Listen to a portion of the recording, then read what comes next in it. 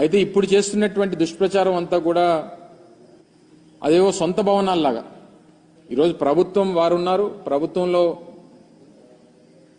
వారు ఉన్నటువంటి సందర్భాలు, ప్రభుత్వం దాన్ని ఏ రకంగా ఉపయోగించుకోవాలనేటువంటిది చూడడం మానేసి రేపు రానటువంటి కాలంలో రాష్ట్రపతితో లేకపోతే గవర్నర్ గారో లేకపోతే ఇతర పెద్దలో వచ్చినప్పుడు దాన్ని ఏ రకంగా ఉపయోగించుకోవాలి అనేటువంటిది చూడడం మానేసి దాన్ని ఇంకా జగన్మోహన్ రెడ్డి గారు ఇల్లులాగే చిత్రీకరించేటువంటి ప్రయత్నం చేయడం అనేటువంటిది సమంజసం కాదు. దాన్ని తీవ్రంగా ఖండిస్తా ఉన్నాం. మేము అధికారంలో ఉన్నప్పుడు విశాఖపట్నాన్ని ఎగ్జిక్యూటివ్ క్యాపిటల్గా చేయాలనేటువంటి ఒక పాలసీని మేము తీసుకోవడం, దానికి అనేక రకాలైనటువంటి అడ్డంకులు సృష్టించేటువంటి కార్యక్రమం చేశారు. మళ్ళీ అధికారంలోకి వస్తే ఇక్కడి నుంచి పరిపాలన మొదలు పెట్టాలనేటువంటి ఒక నిర్ణయాన్ని ఆ రోజు జగన్మోహన్ రెడ్డి గారు ప్రకటించడం జరిగింది.